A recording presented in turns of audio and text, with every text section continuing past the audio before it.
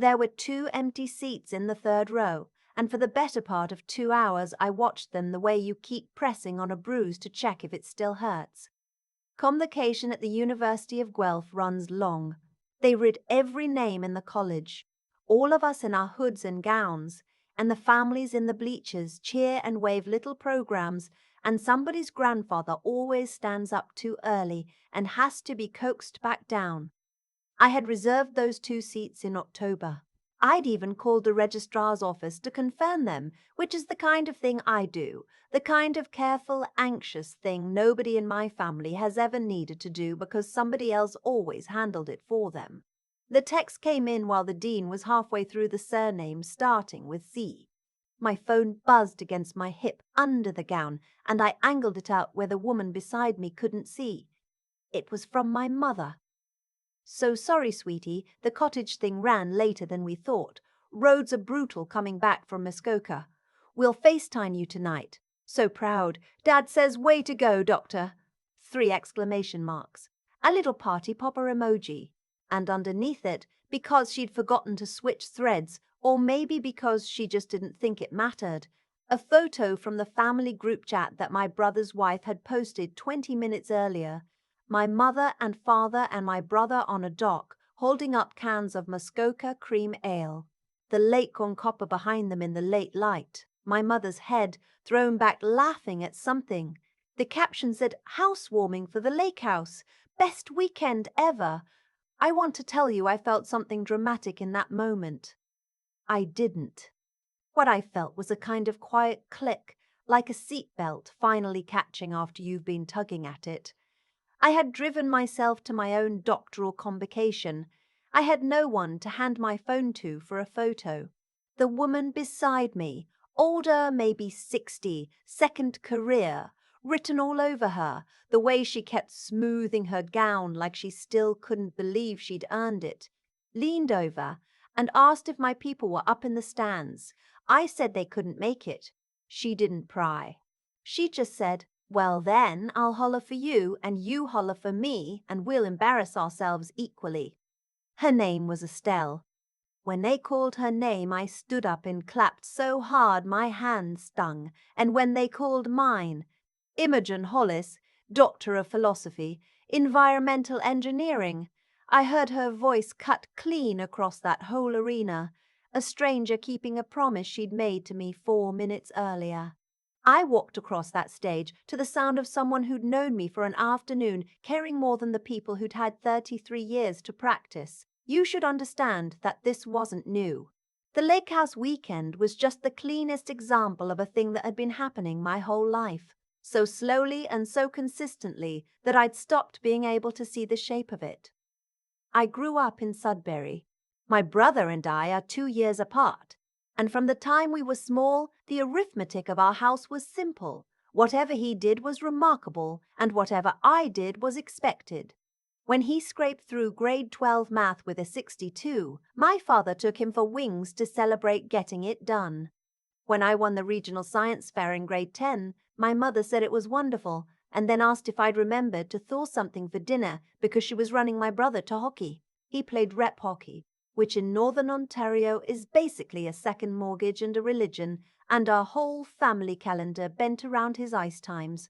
I learned to do my homework in cold arenas, on those metal benches that leave you numb from the tailbone down, with a Tim Hortons hot chocolate going skin on top because nobody was coming back to check on me until the third period ended.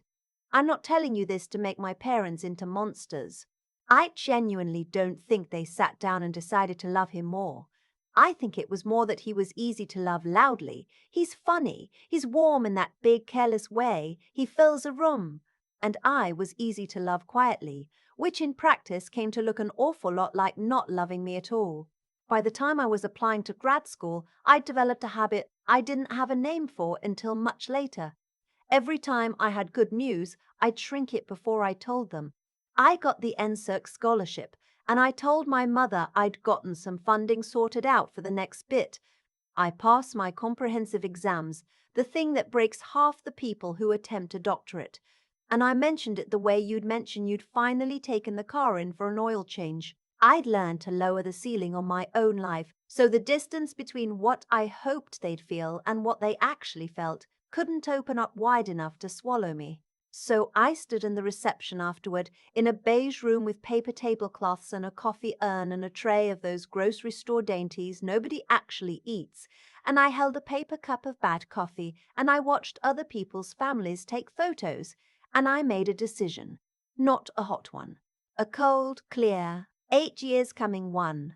There was an email in my inbox I'd been sitting on for 3 weeks. A research institute in Vancouver. I'll call it the Coastal Centre, because the actual name doesn't matter, and I'd rather not put it in anyone's mouth, had been after me since the spring. They did applied work on supply chain integrity in the food and water systems, the unglamorous infrastructure stuff that keeps people from getting sick, without anyone ever knowing they were almost made sick. It was exactly what my dissertation had been circling. The director, a woman named Dr. Pern Okonkwo, had written me a follow-up that was warm and direct and a little impatient, the email of someone who'd decided about you and was waiting for you to catch up. The thing that had stopped me wasn't the work, it was the geography. Vancouver was 4,000 kilometers from Sudbury.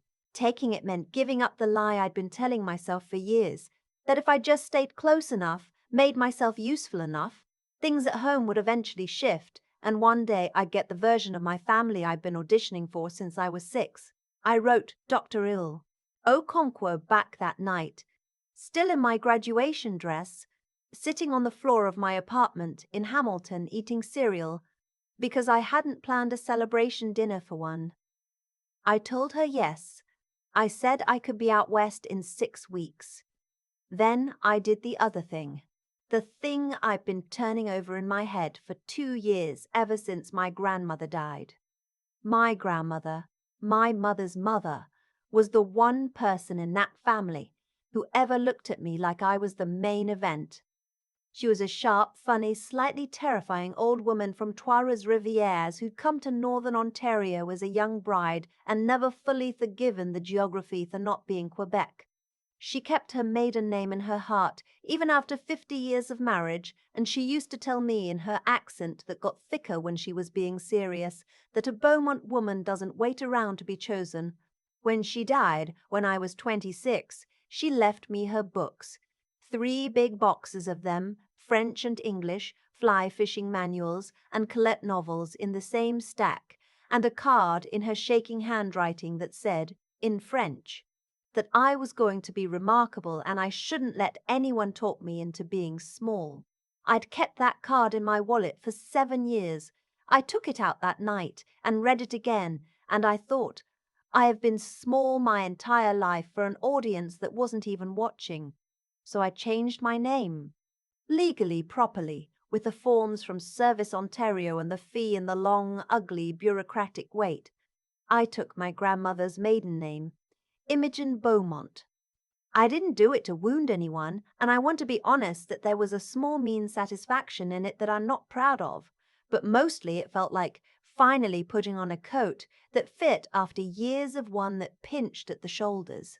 Imogen Hollis had spent her whole life being the second story in someone else's house. Imogen Beaumont could maybe just be a person. Here's where the comment section of my own conscience starts arguing with me, because I know how this looks. I told my parents about the name change, and people have asked me since why on earth I'd do that. Why hand information to people who'd never used my information for anything but their own convenience? The honest answer is that I didn't do it for them. My grandmother's estate had finally cleared probate that same month, after years of my uncle dragging it out, and there was a small sum coming to me, and the paperwork needed my legal name to match across documents. My mother was the executor. There was no version of that where she didn't find out. So I sent one short email. I told her about the name, about Vancouver, about the new position. I said I needed some distance to think clearly about all of us. I said I hoped that someday we could have real conversations. I kept it warm enough to be decent and short enough to be true. My mother wrote back in 3 days. She said Vancouver was awfully far and the flights were so expensive now. She said my brother and his wife were trying for a baby and it would mean so much to have me close for that. She said she hoped I wasn't doing all this because of the convocation, because they'd watched the live stream. They'd watched it from the dock, she said, like that was a kindness, and it had looked just lovely. My father's response came separately. One line, no greeting. Always have to make everything into a federal case. That was it. My brother didn't write at all. I loaded a U-Haul trailer with 4 boxes and my grandmother's books and a kayak I'd never once used. And I drove across the entire country in 5 days. If you've never done it, the drive from Ontario to BC will rearrange something in you. There's a stretch through northern Ontario along the top of Lake Superior where there is nothing, no gas, no cell signal, just the lake on your right going on forever, like an ocean that forgot it was supposed to be a lake. And I cried somewhere around Wawa by the big goose statue. Not out of sadness exactly, but out of the sheer relief of being unreachable. Then the prairies flat and gold and endless, and then the mountains came up out of the ground like a door opening. And by the time I dropped down into the Fraser Valley, I felt like a different animal. Vancouver is brutally expensive and constantly wet, and I loved it immediately. The coastal centre was in a converted cannery building down by the water, full of people who got genuinely embarrassingly excited about recall data and cold chain logistics. My people, finally. Doctorate. Okonkwo handed me a project file on my first morning and said, "We think there's a gap somewhere in the mid-size regional distributors. The big national players are over-regulated and the tiny local guys are easy to inspect, but there's a middle layer that falls between the cracks and we can't prove it yet. That's you." She had a way of giving you the impossible thing, like she was handing you a coffee. It took me about 7 months to find it. Science almost never arrives the way it does in movies. There was no single moment, no slamming of a fist on a desk. It was a pattern I pulled out of voluntary recall records cross-referenced against reported illness clusters and the timestamps on third-party OTIPs. A specific category of mid-tier food distributors, the companies that sit between the national chains and the local farms, the ones moving product across 2 or 3 provinces, had a structural blind spot in how they reported potential contamination. There was a window, somewhere between 16 and 20 days, between the moment a problem got flagged internally and the moment it had to be reported to the Canadian Food Inspection Agency. And 20 days is more than enough time for affected product to move through a distribution centre, onto trucks, into grocery coolers from Thunder Bay to Sault Ste. Marie, and into somebody's kid's lunch. There were 11 companies in my flagged dataset. I was building the model, not investigating any one of them. The names were almost beside the point, just rows in a spreadsheet. And then one afternoon, eating a sad desk salad with the rain coming sideways off the inlet, I scrolled down and saw it. Hollis Provisions. My father had started a food distribution arm of the family business about 5 years earlier. I'd known about it the way you know about a cousin's job, vaguely, peripherally. My brother had mentioned it once at Thanksgiving as proof of Dad's vision, expanding the old wholesale grocery operation into a real regional supply company servicing half of northeastern Ontario. I had never once thought about it in any detail. And now my father's company was sitting in my dataset as one of 11 distributors operating inside exactly the structural window I'd spent 7 months learning to see. 2 informal CFIA inquiries in the previous 18 months, no formal action taken. A reporting structure that left a hole you could drive a truck through, which, in fact, was the whole problem.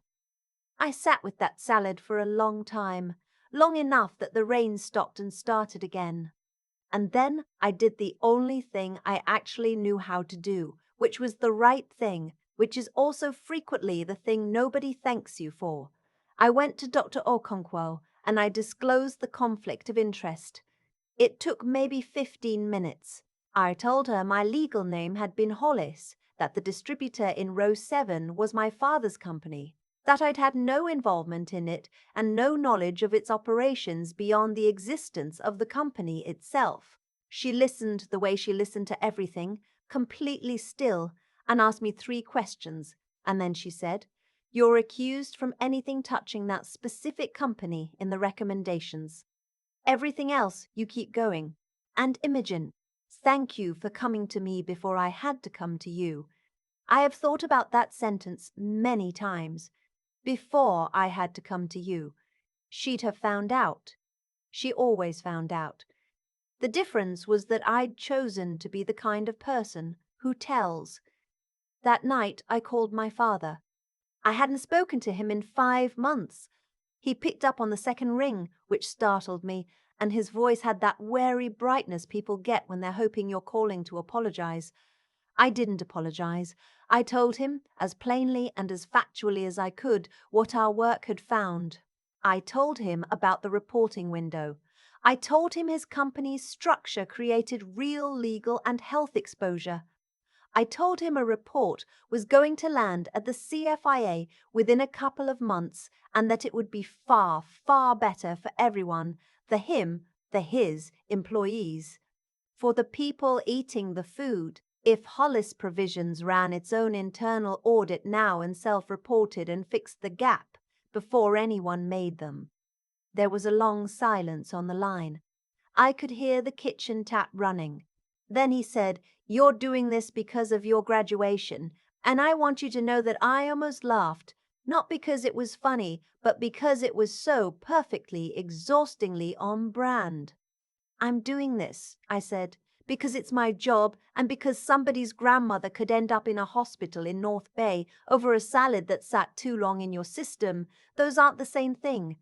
"Nobody's in the hospital," he said. "Not yet," I said. "That's the entire point of the work I do." My mother got on the line then. I heard the handset change hands, the little muffled fumble. "Imogen, honey," she said, and her using my actual name instead of Sweetie told me she was scared. "You have to think about what this would do to your father, to all of us. He's built this for 30 years. You'd really hand all of that over to some government agency over a computer model?"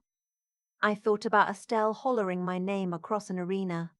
I thought about my grandmother's card in my wallet, soft at the corners now. I thought about 16 to 20 days and what moves through a supply chain in that time. "I want him to fix it before they find it," I said. "That's still an option. It won't be much longer." My father came back on. His voice had gone hard and flat in the way it used to before it ended a conversation. "We didn't make it to your little ceremony," he said, "and now you want to burn down everything I built. That's what this is. You're getting even." "You skipped my doctorate for a barbecue at the lake," I said, and my voice came out steadier than I'd ever heard it. "I'm trying to keep people from getting sick. If you genuinely can't tell the difference between those two things, then I understand a lot more about my whole life than I did an hour ago." He hung up. I called a lawyer the next week, one who specialized in research and whistleblower matters, because Canada doesn't make this easy, and I wanted to do everything precisely right. I documented all of it. My disclosure to Dr. Okonkwo, the date of my recusal, every email and call with my family, time-stamped and saved in 3 places. I did not leak anything. I did not contact a single journalist. I did exactly my job and not 1 inch more. The report went to the CFIA on schedule. My name was on it as a contributing analyst with a formally disclosed conflict, recused from the section that named names. 3 of my colleagues were the lead authors. The process moved the way these things move when the evidence is clean. Quietly, and then all at once. Within 4 months, Hollis Provisions had a formal corrective action order. 2 of its biggest grocery accounts had quietly walked, and there was an administrative penalty that my lawyer told me in his careful, flat way my father would be paying for some time. Nobody got sick. The recall happened before anyone got sick. That is the part I hold on to. That is the part that was always the point. I did not feel triumphant. I need to be exact about this because the satisfying version of this story, the one where I stood at the window of my Vancouver office watching the rain and felt powerful, would be a lie, and I'm too tired of lies to start telling new ones. What I felt was a heavy, specific relief. The relief of having been consistent. I'd done my job, I'd warned my family, I'd documented my own complicated place in it, and the outcome was something I had refused to prevent rather than something I'd engineered. There's a difference, and it's the whole difference. My mother sent a letter. An actual paper letter in her round, careful handwriting forwarded from my old Hamilton address. She said they'd lost the 2 accounts. She said my father was at the lawyer's every week and wasn't sleeping. She said my brother and his wife felt I'd betrayed the family, that I'd never gotten over not being the center of attention. And then, near the bottom, in smaller writing than the rest, almost crammed into the corner like she was ashamed of it, she wrote, "I think about your graduation sometimes. I don't think we understood what it was to you. I read that line maybe 20 times. I noticed exactly what it was and exactly what it wasn't. It was an acknowledgement. It was not an apology. It was the most honest thing my mother had said to me in a decade. And it had only become sayable after honesty stopped being free, after it cost the family 2 grocery accounts and a man his sleep. I'm not saying that to be cruel. I'm saying it because it's the truth, and the truth is the only inheritance I actually want." I wrote back. I said I was sorry for how hard things were for them. I said I'd given them the chance to avoid every bit of it, and I meant that. I said I was open to real conversations whenever they wanted one, but not to a performance where we all agreed to pretend. I signed it Imogen Beaumont, my full chosen name, and I meant both halves of it. The money from my grandmother's estate, when it finally came, was modest. $22,000 and 3 boxes of books I already had on my shelf. It wasn't life-changing money, but I put it together with what I'd scraped into a TFSA over years of being frugal in a way nobody in my family ever had to be. And with a national research grant, the center won that summer with my name on the team. And it added up to enough for a down payment on a tiny place in East Van with a garden I have no idea how to maintain. There's a plum tree in the back that drops fruit all over the patio and a raised bed I've killed 3 rounds of tomatoes in. I'm learning. Slowly, badly, on my own time. I also did one more thing with a piece of it, which felt more like my grandmother than anything else I've done. The center lets staff name small bursaries, and I funded one, not large, just enough to matter, for graduate students coming out of small northern communities, kids from mining towns and reserve communities and places where nobody's ever flown across the country to watch them walk a stage. The students who would have been me, doing their homework in a freezing arena, shrinking their own good news because they'd learned no one was going to be excited about it anyway. I made it a condition that the bursary administrator personally phones each recipient to congratulate them. Somebody should make the call. I haven't spoken to my father since the night he hung up. My mother and I trade short, careful emails every couple of months. The weather, the garden, nothing that could become a wound. My brother sent one message last Christmas. It said, "Hope you're doing okay out there." That was all. I wrote back that I was. Both of those things happened to be true. Here's the thing I understand now that I didn't understand, standing in that beige reception room with my bad coffee, watching other people's families. For my whole life, I treated my reliability like a deposit I was making into an account that would someday pay out love. I thought if I was good enough, useful enough, undemanding enough, the ledger would eventually balance and they'd choose me. But some people will only ever understand the value of what you do when its absence finally costs them something. My father never grasped what my integrity was worth until the day it pointed straight at him. And the thing is, that's not a tragedy. I used to think it was. Now I think it's just information. Clean, useful information about where I actually stood. which is exactly the kind of thing I've trained my whole life to read. The house is quiet in the mornings. The fog comes in off the water and sits in the plum tree, and I make a coffee. Black, no double-double anymore. That was a Sudbury Arena habit I let go, and I stand at the back window and watch the day decide what it's going to be. This is what I was driving toward through all those years of being the other one, the quiet one, the second story. Not revenge, not even an apology. Just a life with my own name on it and no empty chairs I'm afraid to look at. So I'll leave you where I keep landing myself. Late at night when the rain's going and the plum tree's dropping fruit nobody's going to eat. If the people who are supposed to love you have quietly confused your loyalty with their entitlement, your competence with their convenience, at what point does staying faithful to them turn into a betrayal of yourself? I know what it cost me to finally answer that out loud. I'm asking what it's going to cost you to keep not answering it. Nothing about that lake house weekend was random, and that's the part it took me the longest to accept. My parents didn't wake up one Saturday and decide to skip my convocation out of spite. They simply followed a habit they'd been practicing for 33 years, the same way I'd followed mine of shrinking every good thing I ever had to tell them. Causes have effects. A childhood spent learning that my brother Callum's smallest win mattered more than my biggest one was always going to produce a daughter who quietly stopped expecting to be chosen. And a family that never once paid the price for treating me that way was always going to be stunned when the price finally arrived in the form of a CFA report. You can't keep cutting the same corner forever and act surprised when somebody eventually trips over it. What changed everything wasn't anger. Anger is cheap and it burns out fast. What carried me was something steadier. The decision, made in a beige reception room with bad coffee, to keep being honest even when honesty cost me the people I'd spent my whole life trying to win. When I sat down across from Dr. Okonkwo and told her the company in row 7 was my father's before she ever had to ask, I wasn't being noble. I was just refusing to become someone who covers things up, because the moment you do that once, you've taught yourself you're the kind of person who does it.